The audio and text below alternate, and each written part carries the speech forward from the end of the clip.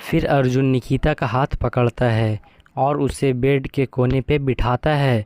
निकिता बैठते ही अपना हाथ अर्जुन के हाथ से झटके से हटाती है। हेलो फ्रेंड्स, मैं उम्मीद करता हूँ कि आप सभी अच्छे होंगे। तो आज फिर से मैं आप सभी के लिए एक कहानी लेकर आ गया हूँ जिसका नाम है अधूरे हम पूरे हुए तुमसे मिलने के बाद पार्ट 5। अगर आपने पार्ट 1 से लेकर पार्ट 4 तक नहीं देखा है तो आपको ये स्टोरी समझ में नहीं आएगी। आप पहले पार्ट 1 से लेकर पार्ट 4 तक देखिए। मैं पार्ट 1 से लेकर पार्ट 4 तक का लिंक डिस्क्रिप्शन में दे दूंगा। तो चलिए आज की स्टोरी शुरू करते हैं। तो पिछले पार्ट में हमने देखा था कि अर्जुन उस चाय के स्टॉल के पास जाता है और देखता है कि अभी भी निकिता वहीं बैठी है और बहुत उदास है। अर्जुन पास जाता है और बोलता है, निकिता। निकिता अपनी नज़रें ऊपर करती है और सामने अर्जुन को देखकर खुश हो जाती है और दौड़ते हुए आकर अर्जुन के गले लग जाती है। अर्जुन भी निकिता को गले से लगाता है और बोलता है, पागल हो क्या तुम? खुद भी परेशान होती हो और मुझे भी परेशान करती हो। निकिता कुछ जवाब नहीं देती है और अर्जुन के सीने से लगी रहती है। फिर अर्जुन महसूस करता है कि निकिता बहुत डरी हुई है। वो निकिता का चेहरा ऊपर अपने चेहरे की ओर करता है और उसकी आंखों में प्यार से देखते हुए पूछता है, क्या हुआ? अर्जुन के इतना पूछते ही निकिता फूट फूट कर रोने लगी। अर्जुन उसके चेहरे के डर को महसूस कर रहा था। फिर निकिता से बार बार पूछने पर निकिता बताती है, मेरा बैग और पर्स एक चोर ने छीन लिया। मेरे पास पैसे भी नहीं थे होटल जाने के और आपका नंबर भी मुझे याद नहीं था। मुझे बहुत डर लग रहा था। ये सुनकर अर्जुन को बहुत बुरा लगता है और निकिता को उस समय बच्चों की तरह प्यार से संभालता है। फिर निकिता बोलती है, मुझे भूख लगी है। मैं बिना खाए ही निकल गई थी और फिर पैसे भी चोरी हो गए थे। सुबह से शाम हो गए हैं। मैं कभी भी इतने समय तक भूखी नहीं रही हूँ। अर्जुन निकिता का मासूम सा चेहरा देखकर मुस्कुराता है और बोलता है, चलो कुछ खाते हैं। निकिता कहती है, आपने भी नहीं खाया है ना? अर्जुन कहता है, तुम खाने दोगी तब ना। तुम्हें ढूंढते ढूंढते थक गए थे और तुम्हारा फ़ोन भी नहीं लग रहा था। बेचारी संध्या, वो भी मेरे साथ तुम्हें ढूंढ रही थी। उसने भी कुछ नहीं खाया था। ऑफिस से फ़ोन आया तो मैंने ही उसे जाने को कहा और उसने ही तुम्हें ढूंढा है। निकिता को संध्या की तारीफ़ अच्छी नहीं लग रही थी और निकिता अर्जुन की बातों को अनसुना कर रही थी। अर्जुन का फिर ध्यान निकिता की तरफ जाता है और वो देखता है कि निकिता को उसकी बातें सुनने में कोई दिलचस्पी नहीं है। निकिता संध्या को पसंद नहीं करती थी, लेकिन अर्जुन को लग रहा था कि निकिता उसको पसंद नहीं करती है क्योंकि ये शादी अरेंज मैरिज हुई थी और निकिता से बिना पूछे ही उसकी शादी अर्जुन से हो गई थी। फिर अर्जुन निकिता को बोलता है, चलो होटल चलते हैं। निकिता कहती है, हाँ चलिए, हमें अब चलना चाहिए।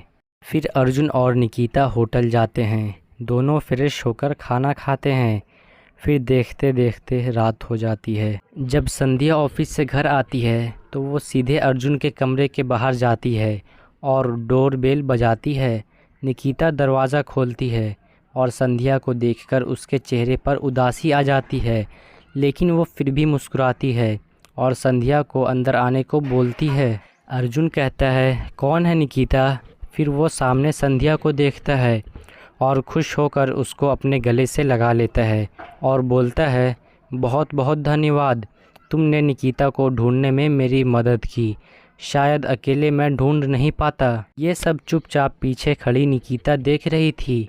अब निकिता के मन में ये चलने लगा कि अर्जुन आज भी संध्या से प्यार करते हैं। संध्या कहती है, निकिता आगे से ये मत करना। पता है अर्जुन कितना परेशान हो गया था। मुझे तो अर्जुन की ये हालत देखी नहीं जा रही थी। निकिता सॉरी बोलकर चुप हो जाती है और फिर मन में सोचने लगती है कि अर्जुन परेशान थे तो संध्या को देखा नहीं गया, इसलिए संध्या ने मुझे ढूंढने में अर्जुन की मदद की।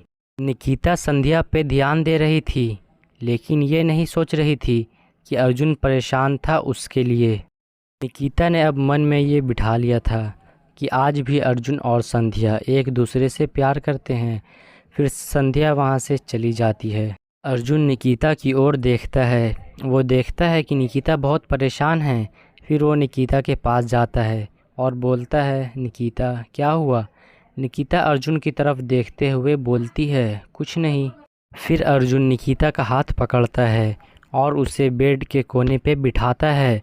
निकिता बैठते ही अपना हाथ अर्जुन के हाथ से झटके से हटाती है। अर्जुन ये देखकर सोचता है कि शायद निकिता को मेरा हाथ पकड़ना अच्छा नहीं लगा हो। फिर अर्जुन निकिता की तरफ देखते हुए मुस्कुराता है और बोलता है, निकिता हमें पता है कि हमारी शादी अरेंज मैरिज हुई थी और तुमसे पूछा भी नहीं गया था।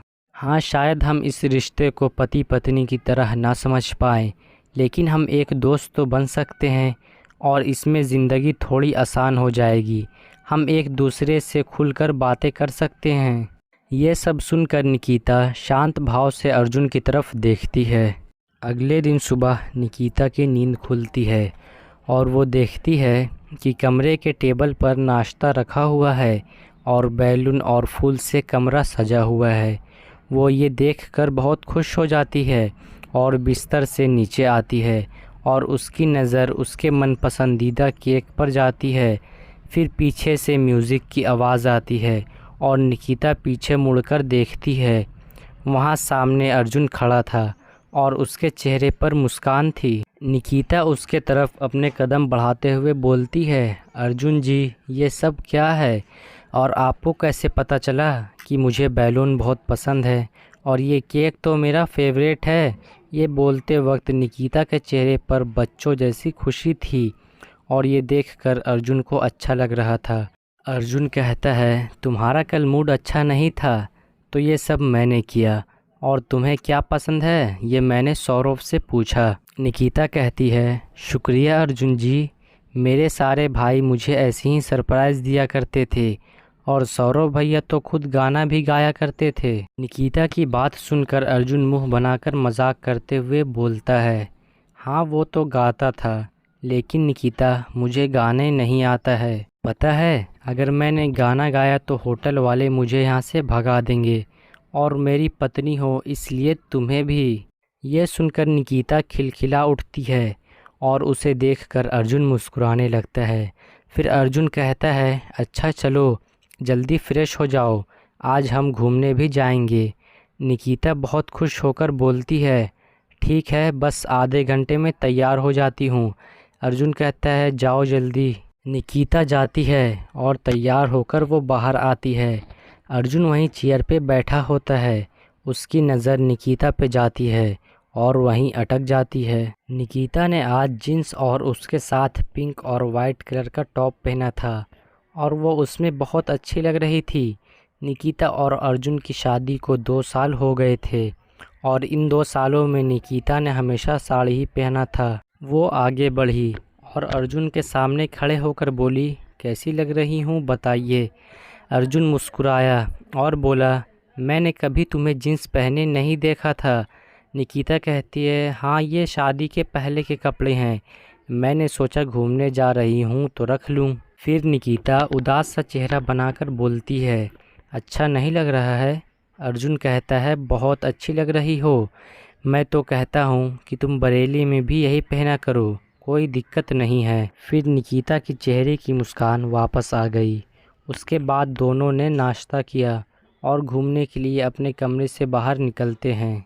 अर्जुन निकिता की तरफ देखकर बोला, अरे सॉरी, मैं बताना ही भूल गया था कि संध्या भी साथ चल रही है।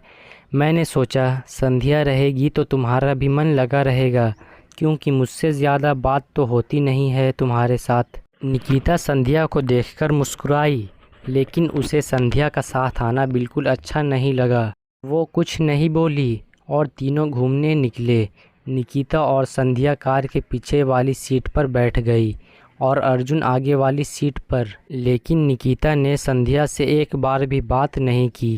पूरे सफ़र में वो बाहर की तरफ ही देख रही थी। अर्जुन को ये देखकर समझ नहीं आ रहा था, क्योंकि कुछ दिन पहले तो निकिता को संध्या से बात करना और उसके साथ रहना अच्छा लग रहा था, इसलिए अर्जुन संध्या को साथ लाया था। ताकि निकिता का मन लगा रहे। और क्या होगा आगे ये आपको कल के पार्ट में पता चलेगा। इसका पार्ट 6 कल आएगा। आप हमारे चैनल को सब्सक्राइब कर लीजिए।